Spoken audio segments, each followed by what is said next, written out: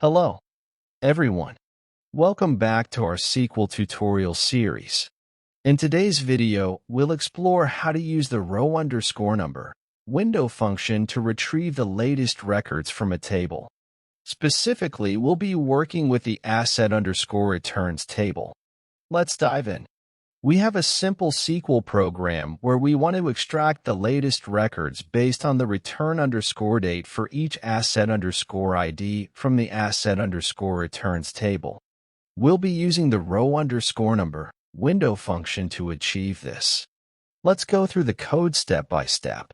The first query retrieves the top 100 records from the asset_returns table, just to give us a glimpse of the data we're working with.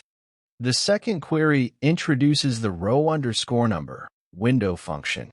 We're creating a new table, new_return_2, where we assign a row number, RN, to each record within each partition of asset_ID, ordered by return_date in descending order. Finally, we use a select statement to filter out only the records with RN equals 1. Which corresponds to the latest records for each asset_ID.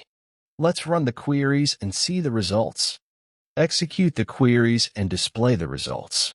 Emphasize how the row_number function helps us identify the latest records for each asset_ID. That's it for today's tutorial. If you found this video helpful, don't forget to like, share, and subscribe. If you have any questions or suggestions for future topics, leave them in the comments below. Thanks for watching and happy coding.